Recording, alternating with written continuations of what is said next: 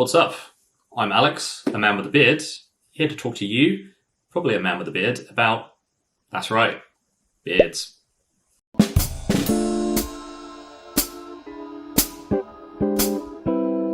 Unless you've been living under a rock recently, which, considering the current economic climate, is starting to turn out to be a pretty viable idea, you've probably seen a million videos about rosemary oil. And if you've been on platforms like TikTok, God help you, mate. Rosemary oil is the latest hair care trend, and people all over the internet are touting its abilities to help regrow hair and stop male pattern baldness in its tracks. This isn't completely unfounded either. One study actually found that over a 6-month period, natural rosemary oil was as effective as the wonder drug minoxidil at stimulating new hair growth in men. Naturally, as people on the internet love to do, a bunch of dudes on TikTok, Instagram and YouTube have decided that the ability to stimulate hair growth must of course also mean the ability to stimulate beard growth. And they're out there touting its ability to fill in patches and help guys surpass their natural potential and grow beard hair where there simply wasn't any before. Dozens of beard care companies have seen this massive tidal wave of rosemary oil online and have now started including it in their products too. But there might be a darker side to this. Rosemary oil might be a viable treatment for male hair loss because of its ability to suppress DHT, a male sex hormone which is responsible for thinning and balding in men aged 20 to 30 and onwards. Unfortunately though, because science is a little bit confusing, although DHT is responsible for hair loss on the head, it could actually play a pretty vital role in healthy beard growth in young men. So on the one side of the fence, we've got the Instagram and TikTok guys and their brands talking about how rosemary oil is going to be brilliant, the best news ever for your beard. And on the other side, we've got doom callers saying that if you put it on your face, your beard's going to fall off and you're just never going to be able to grow one again. I did a little bit of digging around this topic and something didn't quite add up. However, I'm not a scientist, I'm just a dude with a beard and a beard care company. So I set out on a mission to find one. I reached out to Dr. Manny Mittal, owner of Mittal Hair Clinic, a leading expert on male hair loss and also a practicing hair and beard surgeon, to see what he had to say about this issue, to get us an answer and to put it to bed for good. Okay, so being a man, generally speaking, you have testosterone coursing around your body. And this testosterone is broken down into a byproduct called dihydrotestosterone, DHT. You have a pathway, and in that pathway, you have an enzyme called 5-alpha reductase, okay? So testosterone is converted into DHT through the enzyme, and that is what ultimately, if you're genetically programmed to lose hair, the DHT is what's going to cause you to go on to lose a significant amount of hair over a period of months, years to decades.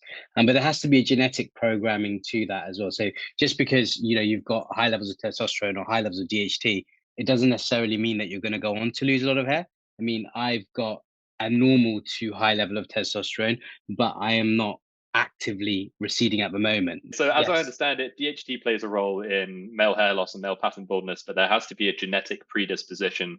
Correct. Otherwise, all men who had average and beyond average levels of testosterone would lose their hair, correct? Correct, absolutely. Yeah, so this is an interesting one. There's, I think you cited a study which suggests that DHT is important in beard growth in itself. From everything that I've learned and everything that I know, it's important in the puberty phases, so in your earlier years.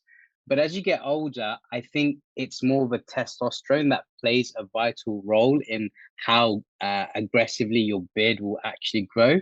And also, again, genetic elements are important as well. I mean, I'll give you an example. Like I said, I've got normal testosterone levels, but my father doesn't grow a great beard. No one in my family grows a great beard.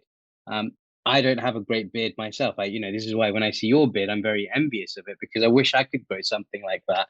Mine doesn't look quite like that. So, I think DHT is important for certain things at a certain time frame, but I think long term, it doesn't have a massive impact on beard growth. And I'll give you an example. There's patients who are actively losing hair. and we put them on a medication called finasteride, okay, to stabilize their hair loss. Finasteride acts by reducing the activity of the enzyme. Remember the pathway that I told you, 5-alpha reductase, testosterone to DHT, 5-alpha reductase in the middle. It inhibits that enzyme, so it slows the way that the enzyme produces the DHT. So de facto, your DHT is going to lower. Ultimately, people have never reported a lack of facial hair from taking finasteride. So it kind of dispels this misnomer that DHT, quote unquote, is important for beard growth in itself.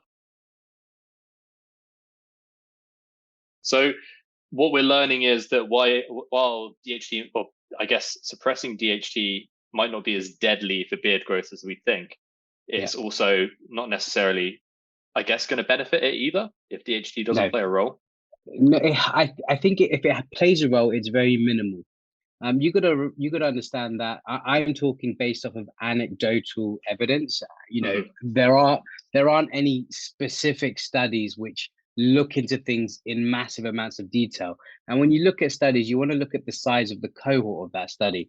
If it's 50 to 100 patients, not discussing all of the pre-existing conditions they may or may not have, then ultimately that study in itself is biased towards, you know, all studies have a certain element of bias because the end result of that study is to say, hey, take this medication because it's going to improve your beard, improve your hair, improve your sex drive, whatever it might be, right? And just to put it broadly speaking, I've got over 1,500 patients actively taking finasteride, and no one has once said to me, Manny, my beard is looking weaker because I'm taking this medication.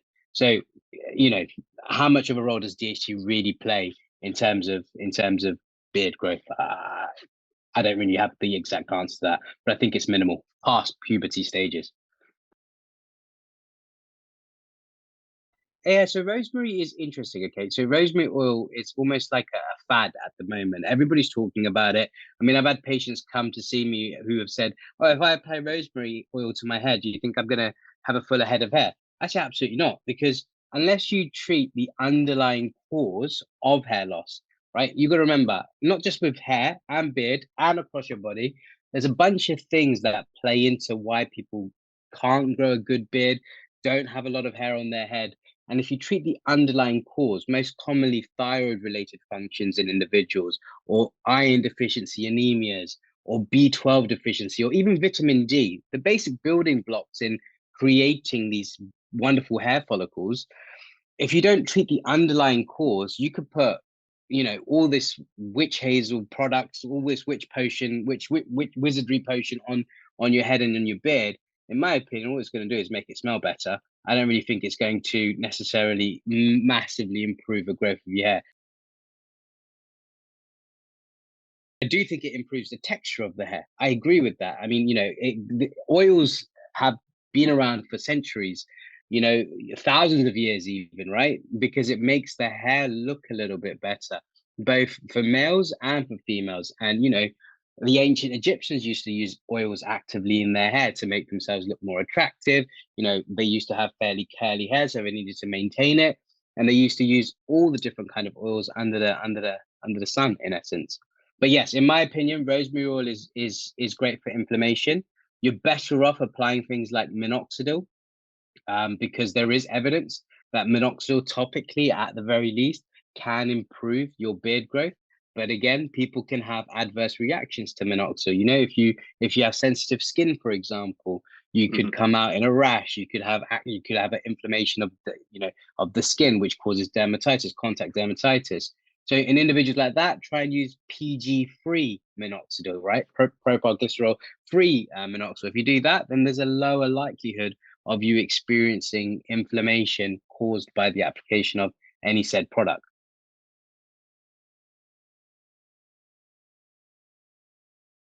You've mentioned minoxidil and the role anecdotally it can play in beard growth. If someone has listened to this and they thought rosemary oil is not worth my time, I'm going to stop using it, what would you recommend to help people grow a fuller beard, if anything, who might lack the genetics to do so naturally? Okay, I mean, look, non-surgically, the only thing that I've ever really seen work is minoxidil, quite frankly, okay? If you're going to go down the non-surgical route, then minoxidil has evidence. There's tried and tested. You can apply it to different parts of your body. Even do a simple test yourself. Apply minoxidil to one eyebrow and don't apply it to the other side, and see if you get more growth on one eyebrow. I guarantee you probably will. Okay. I don't need any help with that. Yes, you do not. You're absolutely right. You've got hair everywhere. Okay. Everywhere. Oh, yeah. Which is great. But for those individuals who are looking for a non-surgical solution, then yeah, minoxidil is probably the first thing that I would recommend. I don't like people derma rolling. There's this whole fad again about derma rolling or derma stamping. I think sometimes when you don't know what you're doing, you can cause more trauma, more harm than good. That ultimately leads to superficial scarring. So if you did ever want to get a transplant, which is the only definitive way to get more hair anywhere, then you are potentially limiting what you can actually get done because you've got superficial scarring. There's a lower chance that the grafts that we take from other parts of the body and implant them in certain areas, there's a lower chance of them taking as effectively as if it wasn't touched. So my recommendation is non-surgical, stick to minoxidil. I don't think rosemary oil is going to do you any harm, but I don't think you're not going to have a beard like you by applying rosemary oil for a year. It's not going to happen. Okay. The only definitive way to get a good beard, and if you have a lack of facial hair, is a beard transplant. And a lot of my patients, that's what they end up opting for eventually. That's the only definitive way to improve one's beard. My clinic is called the Mittal Hair Clinic. I'm based in London. Look, if anybody has any questions or concerns, please feel free to reach out to us. And I'm sure you'll put the descriptions of our Instagram handle and whatnot on your platform accordingly. Absolutely. Yeah. For anybody watching, there's going to be a link down below.